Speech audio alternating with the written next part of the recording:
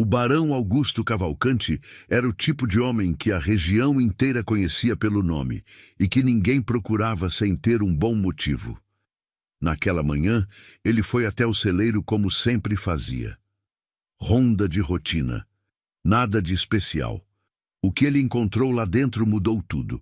Uma mulher, grávida, encolhida entre 2 sacos de juta no escuro, o vestido ainda com a lama do caminho, os pés descalços sobre a palha fria. Ela ergueu os olhos quando ele entrou e não baixou. Essa é a história que eu guardei para você hoje. A história de uma mulher que perdeu tudo, o marido, a casa, o nome que tinha, e foi parar no lugar mais improvável que existe. E a história de um homem que o mundo inteiro chamava de frio, de duro, de sem coração. E que diante daquela mulher encolhida na palha não disse uma palavra. Apenas agiu. Já senta no sofá, pega um chazinho e fica aqui comigo. Porque o que esse homem fez naquela manhã fria e o que veio depois disso é o tipo de coisa que a gente não esquece. Agora, antes de mais nada, eu preciso dizer uma coisa. Fiquei um tempo longe daqui do canal. E não foi pouco tempo, e eu sei disso. Mas eu voltei, e voltei com história boa guardada para você. Para os mais de 50 mil inscritos que ficaram por aqui durante esse tempo, meu muito obrigado. De coração.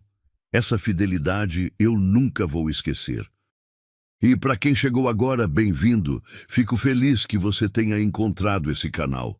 Espero que fique e goste de cada história, que é feita com muito carinho. Mas se você ainda não está inscrito, se inscreva agora. Todo dia eu trago uma história nova. E eu não quero que você perca nenhuma. E deixa a curtida também. Ela ajuda o YouTube a recomendar esse vídeo para mais pessoas. E você ajuda o canal a crescer. Eu sou Davi Monteiro. E vamos começar mais uma história. O interior de São Paulo, naquele tempo, tinha um cheiro que quem conheceu não esquece mais. Era cheiro de terra molhada e café secando no terreiro. O vento espalhava aquilo por tudo, entrava pelas frestas das casas antes do sol aparecer. As manhãs começavam assim, com o cheiro do café, o barulho do pilão da vizinha, o cacarejo das galinhas no quintal. Era uma vida simples, mas era uma vida. Isabel acordava antes de Joaquim todo dia. Acendia o fogão de lenha com cuidado para não fazer barulho. Colocava a água para ferver. Organizava o que precisava ser organizado. Tinha esse jeito desde menina, um jeito de arrumar tudo no lugar certo, porque desde pequena ninguém tinha feito isso por ela. Tinha 22 anos, estava grávida de 6 meses. A barriga já aparecia debaixo do vestido. Ela colocava a mão ali, às vezes, sem perceber, enquanto mexia a panela, como quem confirma que a coisa mais importante ainda está no lugar. Eu conheço bem a alma de uma mulher assim. A que aprendeu cedo que depender demais de alguém machuca. A que cala quando precisa calar, fala quando precisa falar e carrega uma força por dentro que o mundo raramente vê. Isabel era assim. O pai tinha ido embora quando ela ainda era pequena.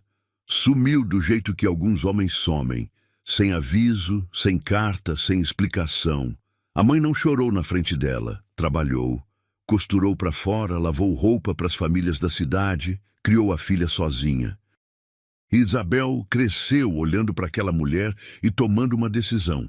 A vida dela ia ser diferente, ia ter chão, ia ter nome. Quando Joaquim apareceu, ela achou que o chão tinha chegado. Ele era filho de seu Armindo e Dona Corina, uma família de colonos que trabalhava na fazenda. Não era rico, mas tinha trabalho certo, teto na cabeça e um jeito de olhar para Isabel que ela não estava acostumada. Você é diferente das outras, ele disse uma vez, sem mais nem menos. Ela não respondeu, mas guardou. Casaram numa sexta-feira de maio. Missa pequena, festa menor ainda, mas Isabel entrou naquela casa com a sensação de que tinha chegado em algum lugar. A casa era simples, 2 peças, parede caiada de branco, telhado que cantava quando chovia. Chão de terra batida, varrido todo dia. Isabel gostava daquele chão. Varrê-lo todo dia era quase uma reza. Dona Corina, a sogra, nunca tinha gostado muito dela. Não era uma coisa dita em voz alta, era no olhar. No jeito de servir o prato para o filho primeiro, Isabel percebia, mas fingia que não. Aprendeu desde pequena que certas brigas não valem o esforço. Seu Armindo era diferente. Não era mau, era só um homem que vivia dentro da opinião da própria mulher. Fazia o que Dona Corina mandava, concordava com o que Dona Corina dizia. Um homem bom que tinha por hábito parado de pensar sozinho faz tempo. Mas Joaquim era dela, e por ora isso bastava. A gravidez tinha chegado na hora certa. Aquela barriga era a prova de que o chão era real, de que a vida estava sendo construída tijolo por tijolo. Ela passava a mão sobre o vestido e sentia uma coisa que não sabia nomear direito. Não era só alegria, era alívio, a sensação de que ia dar certo. As manhãs passavam, o café secava no terreiro, Joaquim saía cedo e voltava com poeira vermelha nos pés e aquele sorriso gentil que ela tinha aprendido a esperar. E tudo parecia seguir assim, como seguia havia meses. Até aquela manhã fria de junho, em que o silêncio da casa tinha um peso diferente. Não era o silêncio de paz que ela conhecia, era outro. O tipo de silêncio que a gente só entende depois, quando já é tarde demais para se preparar. Joaquim morreu numa quinta-feira. Foi rápido, rápido demais. Uma febre que começou na segunda com calafrios, que na terça virou desvario e que na quinta de manhã, quando Isabel encostou a mão na testa dele, já estava fria. Ela ficou sentada na beira da cama por um bom tempo, a mão dele ainda na dela, o fogão apagado, o pilão da vizinha batendo lá fora. Porque o mundo não para quando o de alguém para. Tem coisas que a gente vê acontecer e sabe, no fundo, que nada vai ser igual depois. O velório foi em casa, como era o costume. As mulheres da colônia vieram, trouxeram o que tinham, ficaram em silêncio ao redor do caixão. Dona Corina chorou com aquele choro de mãe que não tem fundo. Seu Armindo ficou parado no canto, o chapéu entre as mãos. Isabel não chorou, não por falta de amor, mas porque a cabeça simplesmente não conseguia acreditar no que estava acontecendo. Ela andava pela casa no automático, ficou de pé, recebendo os pêsames, agradecendo, servindo o café que alguém trouxe, a mão no ventre o tempo todo. A terra fechou sobre Joaquim numa sexta-feira de tarde. E foi no sábado de manhã que Dona Corina chamou Isabel para conversar. Senta, disse a sogra, sem olhar nos olhos. Isabel sentou. Essa casa era do meu filho. Dona Corina começou, a voz seca. Sempre foi nossa. Você não tem nada no nome, não tem papel nenhum. Você pode ficar uns dias até arrumar as coisas, mas a casa precisa voltar para a família. Isabel virou para seu Armindo, esperando alguma coisa, qualquer coisa. Seu Armindo olhou para a mesa. E eu vou para onde? Isabel perguntou. Com 6 meses de barriga, sem família perto, sem dinheiro? Isso é problema seu de resolver, Dona Corina respondeu. Você tem 3 dias.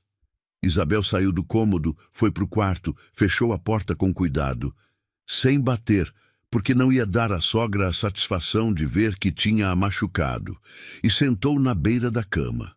A mão foi para a barriga. O bebê se mexeu. O quarto estava igual.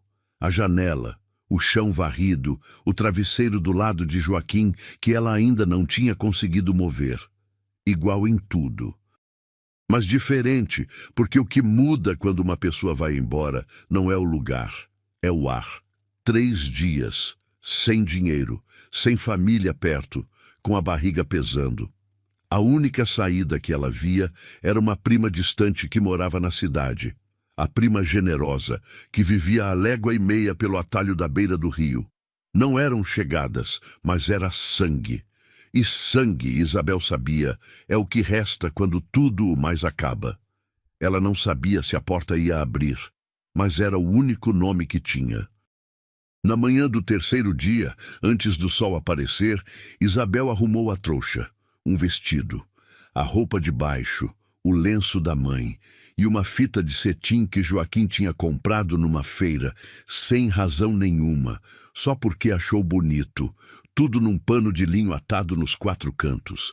Ela passou a mão uma vez pelo colchão, pela janela, pelo chão que tinha varrido todo dia. Saiu pela porteira sem olhar para trás. Ela foi devagar. A barriga não deixava apressar. O atalho era estreito, cheio de raízes no chão. O cheiro do rio chegou antes dele aparecer, aquela mistura de lama e mato molhado. A chuva começou quando ela estava no meio do caminho. Não foi uma chuva de aviso. Foi aquela chuva de interior que cai de uma vez, sem pedir licença. O vestido encharcou em minutos. O chão virou lama, cada passo afundava. A barriga pesava o dobro. Ela continuou até que o joelho dobrou num buraco que a lama escondia, e ela se agarrou num galho para não cair.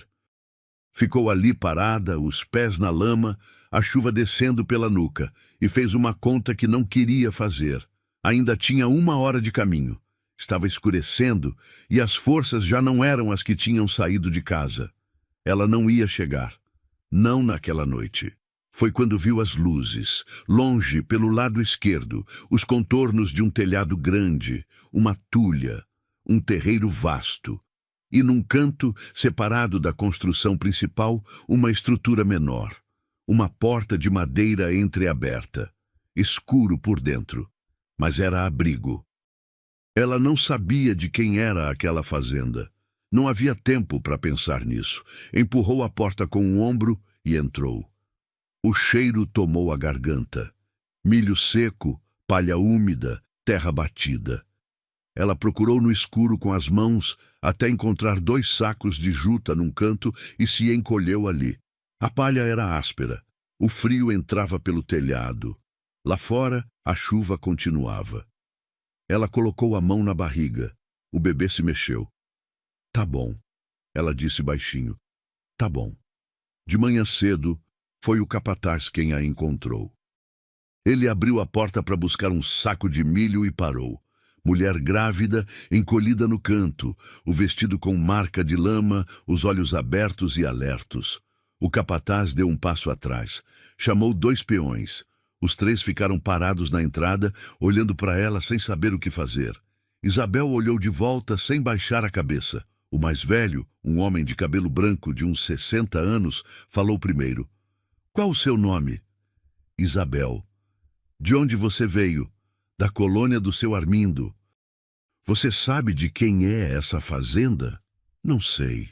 O homem trocou um olhar com os outros 2. Essa fazenda é do Barão Cavalcante, ele disse, com o tom de quem entrega uma informação que deveria mudar tudo. E Isabel viu nos 3 rostos o que aquele nome significava para eles. Não era medo, exatamente. Era aquele cuidado de quem está perto de algo que pode se virar contra você se não for tratado direito. Nenhum dos 3 a mandou embora, mas nenhum dos 3 sabia o que fazer com ela. Porque mandar uma mulher grávida embora era uma coisa. Tomar uma decisão sobre alguém que tinha dormido no celeiro do barão sem permissão, essa era uma decisão que não era deles para tomar. Para e pensa aqui comigo. Se fosse você no lugar dela, você teria ficado, sabendo que o dono daquele celeiro era o homem mais temido da região. Você teria ficado sentada naquele canto, de cabeça erguida, esperando? Porque coragem e desespero às vezes são difíceis de distinguir. E assim, Isabel ficou. Sentada nos sacos de juta, a trouxa no colo, os 3 homens na entrada, esperando pelo Barão Cavalcante, sem saber ainda o que aquele encontro ia dar. Se você já acompanha o canal há algum tempo e sente que essas histórias fazem parte dos seus dias, tem uma forma de apoiar o nosso trabalho se tornando membro do canal. Ao se tornar assinante, você garante vários benefícios. Selo de fidelidade do seu lado nos comentários e no chat ao vivo. Emoji personalizado. Acesso antecipado aos vídeos antes de irem ao ar. e uma história exclusiva todo mês, que só os membros recebem. Além de prioridade nas minhas respostas nos comentários. O pagamento é recorrente, mas você pode cancelar quando quiser, sem burocracia nenhuma. O botão está logo abaixo do vídeo, do lado do botão de inscrever-se. Ao se tornar membro, você nos ajuda a investir em ferramentas e trazer histórias cada vez mais bonitas para você. E por isso serei eternamente grato. Agora, o Barão Cavalcante acabou de chegar ao celeiro. O Barão Augusto Cavalcante tinha o hábito de fazer a ronda da fazenda antes do café da manhã. Todo dia acordava no escuro, calçava as botas e saía. Passava pelo terreiro, pela tulha e pelos galpões. Não era desconfiança. Era o jeito que ele tinha de confirmar todo dia que a fazenda ainda estava de pé. Naquela manhã, chegou ao celeiro mais cedo. O capataz e os 2 peões estavam na entrada. Se endireitaram quando o viram chegar.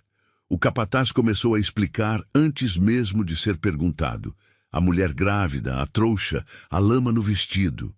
O barão ouviu tudo sem interromper.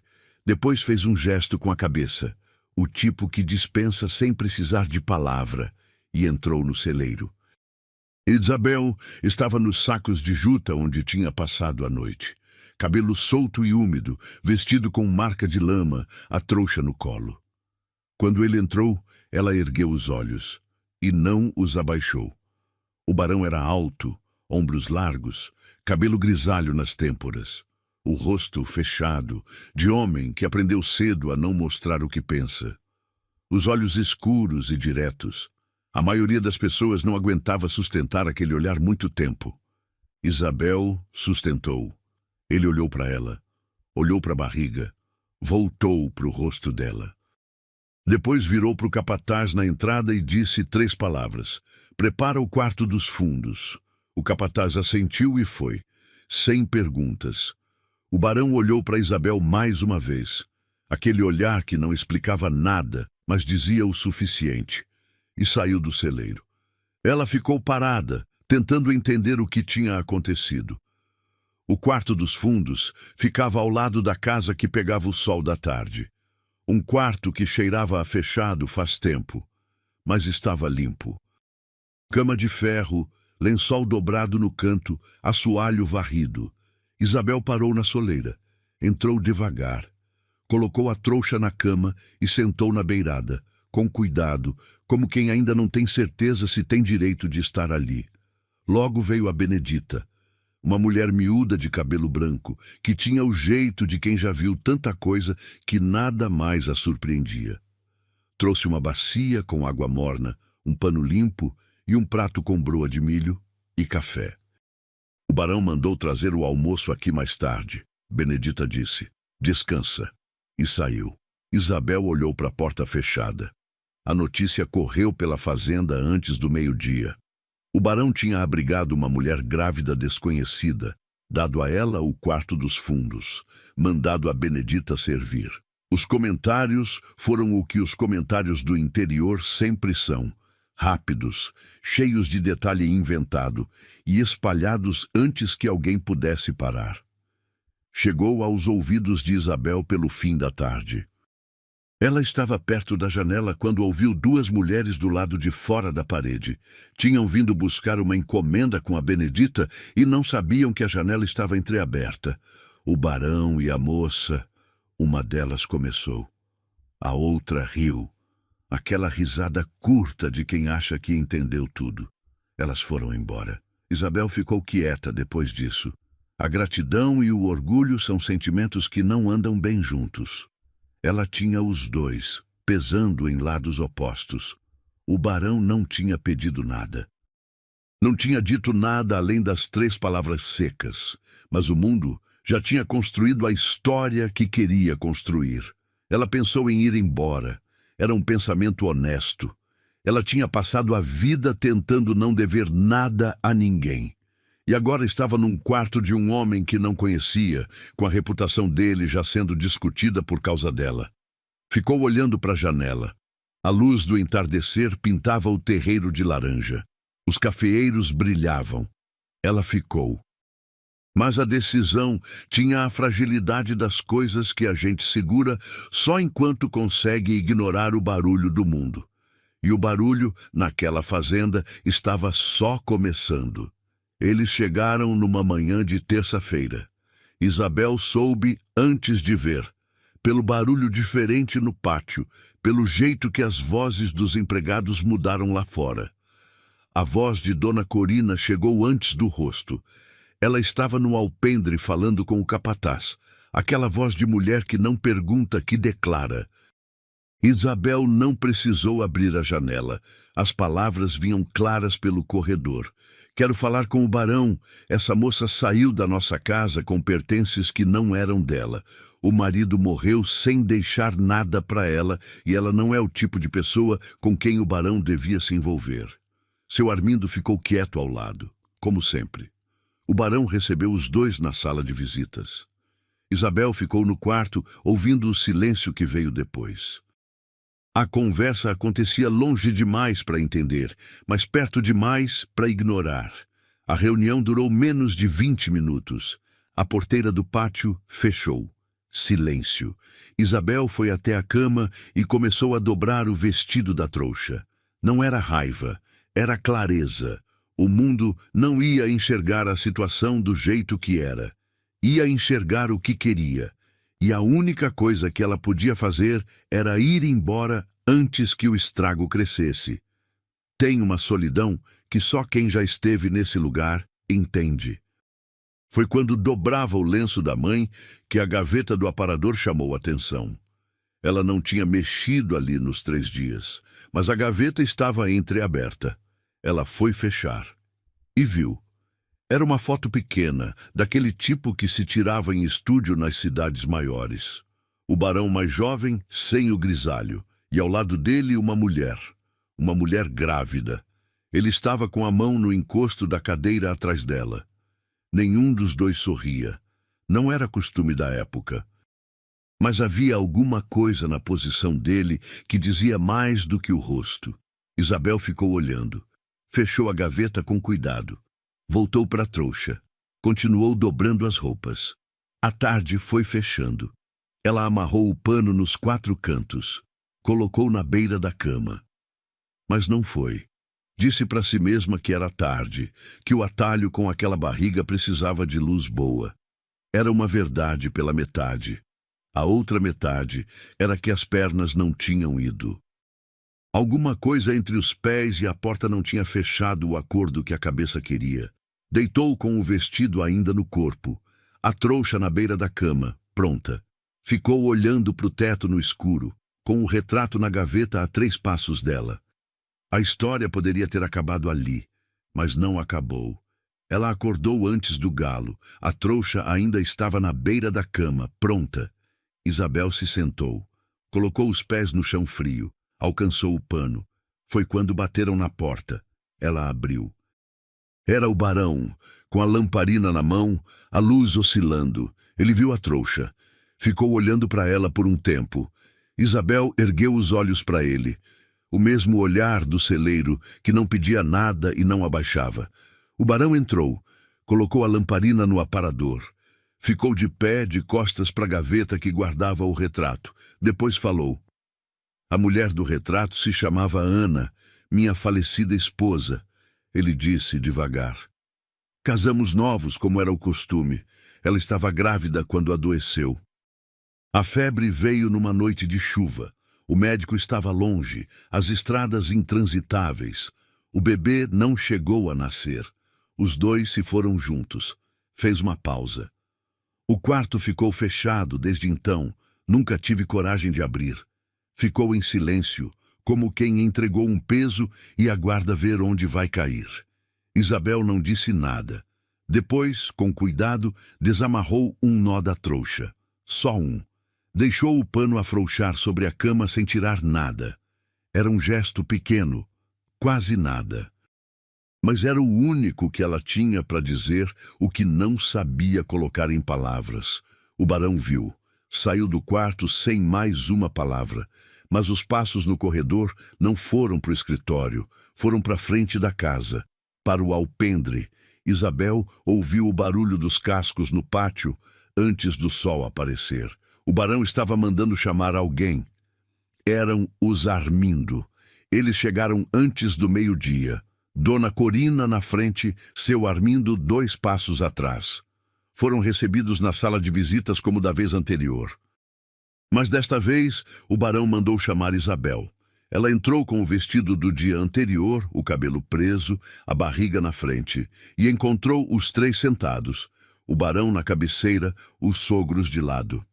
Isabel fica sob minha proteção pelo tempo que precisar, o barão disse a voz seca e firme.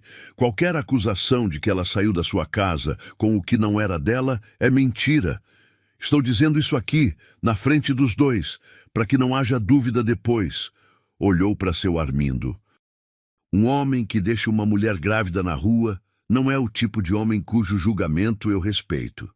Seu Armindo olhou para o chão. Dona Corina abriu a boca. Fechou. O silêncio do barão era do tipo que não abre espaço. Foram embora sem a resposta que tinham vindo buscar. Quando a porteira fechou, o barão foi até a janela. Ficou de costas por alguns segundos. Depois se virou para Isabel. O quarto é seu, ele disse. Fique o tempo que precisar. E saiu. O bebê nasceu numa noite de agosto. O barão ficou no alpendre as 2 horas que durou o parto. Não entrou. Não era lugar de homem. E ele sabia disso. Ficou de pé, o casaco sobre os ombros, olhando para o terreiro escuro. O capataz apareceu uma vez para perguntar se precisava de algo. Não, o barão disse. Ficou esperando. Quando o choro do bebê chegou pela janela do quarto dos fundos, o barão ficou parado. Não se mexeu por um tempo. Depois, foi até o corrimão do alpendre, apoiou as 2 mãos e olhou para o céu. A Benedita abriu a porta logo depois. É um menino, ela disse. Os 2 estão bem. O barão assentiu. Entrou para casa. O menino foi batizado de João. Isabel era uma pessoa diferente daquela mulher que eu apresentei para você lá no começo. Não era mais aquela moça que saiu pela porteira com uma trouxa e os pés na lama. Era outra coisa. Não mais forte, porque sempre tinha sido forte, mas inteira. Como alguém que finalmente encontrou o chão que procurava desde criança. Ela assumiu a administração do casarão, não por ordem do barão, mas porque havia muito o que fazer e ela sabia fazer. Num mês, já sabia o nome de cada empregado. Em 2, sabia o nome dos filhos de cada um. O barão notou. Não disse nada, mas notou. Dona Corina e seu Armindo não voltaram. A prima generosa apareceu um dia por curiosidade. Ficou olhando para Isabel, para o bebê, para o casarão. Tomou café. Na hora de ir embora, na porta, falou baixinho que tinha rezado por ela. Obrigada, Isabel disse. E era verdade. O João crescia gordo e saudável. O barão tinha com ele uma relação de poucas palavras, como tinha com tudo, mas havia gestos. Uma vez, o bebê ficou no colo do barão, enquanto Isabel resolveu algo na cozinha. Quando ela voltou, os 2 estavam no mesmo lugar. O menino olhando para o rosto fechado daquele homem, com aquela curiosidade que só bebê tem. E o barão olhando de volta com uma expressão que Isabel nunca tinha visto nele antes. Ela não perguntou, guardou. Os meses foram passando, e então, numa tarde de setembro, o barão bateu na porta da cozinha enquanto Isabel preparava o jantar. Ela se virou, ele ficou parado na soleira por um momento, como quem está prestes a dizer uma coisa que não tem costume de dizer. Eu preciso te perguntar uma coisa, ele disse. Pode perguntar. Você pensou em ir embora alguma vez? Isabel ficou quieta por um segundo. Pensei. Na primeira semana. Por que ficou? Ela olhou para ele. Por causa do retrato, ela respondeu. Porque eu entendi que você não me ajudou por caridade. Você me ajudou porque sabia o que é perder alguém assim. O barão ficou em silêncio. Você tem razão, ele disse por fim. Saiu da cozinha, mas voltou no dia seguinte e no outro. Começou a aparecer na cozinha com mais frequência, para verificar se precisava de lenha, para perguntar sobre alguma coisa da fazenda. Conversas curtas que foram ficando mais longas. E numa noite fria de outubro, quando o João já dormia e os dois estavam sentados na varanda ouvindo o silêncio do terreiro, o barão falou: Isabel, sim, eu não sou um homem fácil, você já sabe disso. Já sei. Mas esse casarão ficou vivo de novo desde que você entrou nele. O menino cresceu, a fazenda funciona, e eu... Ele parou, como se estivesse procurando as palavras no escuro. Eu me acostumei com você, com a sua presença, com o jeito que você cuida das coisas. Isabel não disse nada. Esperou. Não sei falar bonito, ele continuou, mas sei o que sinto. E o que sinto é que não quero que você vá embora, não como alguém que está aqui por falta de opção, mas como minha esposa, se você quiser. Isabel olhou para ele por um longo tempo. Pensou na menina que tinha crescido sem pai, na mulher que tinha jurado ter chão e nome, na porteira que tinha atravessado com uma trouxa e a barriga pesando sem saber se alguém ia abrir a porta. Eu quero, ela disse. Simples assim. Casaram numa tarde de novembro, na igreja da cidade. Cerimônia pequena, com os empregados da fazenda e 2 vizinhos de confiança. João estava lá no colo da Benedita, sorrindo para todo mundo sem entender muito o que estava acontecendo. Quando o padre perguntou se o barão Augusto Cavalcanti aceitava Isabel como sua esposa, ele respondeu com a mesma voz de sempre. Seca, firme, sem enfeite. Aceito. Isabel, que tinha aprendido desde pequena a não esperar muito, sentiu o coração apertar do jeito gostoso que só aperta quando a vida surpreende. 2 anos depois, o casarão estava diferente. Tinha o cheiro de casa de verdade. Comida feita na hora certa, roupa lavada, criança correndo no pátio. O João já andava por tudo, chamava o barão de papai com a naturalidade de quem nunca soube que as coisas poderiam ter sido de outro jeito. Isabel, que certa manhã descobriu que estava grávida de novo, foi até o escritório onde o barão trabalhava, parou na porta e disse: Augusto. Ele ergueu os olhos dos papéis. Vamos precisar de um berço novo. O barão ficou parado por um segundo. Depois sorriu. Um sorriso pequeno, daqueles que aparecem nas pessoas que não estão acostumadas a sorrir, mas que, quando aparecem, valem mais do que qualquer discurso. Isabel pensou naquela manhã fria de junho, num celeiro escuro, quando ela tinha encolhido entre 2 sacos de juta sem saber se ia sobreviver àquela semana. Olhou para a volta dela. O escritório arrumado, o barão de cabelo grisalho, o João brincando no pátio lá fora. E entendeu, ali de vez, que o chão que ela tinha procurado a vida toda não era feito de tijolo nem de papel assinado. Era feito de gente. Lembra da mulher que você conheceu lá no começo, encolhida na palha de um celeiro, com a barriga pesando e nenhum lugar no mundo que fosse dela? Olha onde ela chegou, não foi fácil. Não foi rápido, e não foi como ela tinha planejado, porque a vida não pede licença para mudar de direção. Tem histórias que a gente precisa ouvir até o final, justamente para lembrar disso, que o lugar onde a gente começa não é, necessariamente, o lugar onde a gente vai ficar. Chegamos ao final de mais uma história. Se você ficou até aqui, eu quero te fazer um convite com o coração aberto. Venha se tornar membro do canal. Você vai ter acesso antecipado a todos os vídeos do canal e uma história exclusiva todo mês, que só os membros recebem. O botão está logo abaixo do vídeo, do lado do botão de inscrever-se. E se você já é membro, muito obrigado de verdade, ou se ainda está pensando em se tornar saiba que tem outra forma de apoiar o canal. O botão do Valeu Demais, ali embaixo também, onde você pode fazer uma doação para o canal de qualquer valor. Cada contribuição nos ajuda a trazer histórias cada vez melhores para você. Ainda não é inscrito? A hora é agora. Todo dia tem uma história nova esperando por você aqui. Curta o vídeo e deixe o seu comentário. Pode ser qualquer coisa. De onde você está me ouvindo, o que você achou do Barão, se você teria tomado a mesma decisão que a Isabel. Eu leio cada um dos comentários. Eu vou ficando por aqui e a gente se encontra na próxima história. Um forte abraço.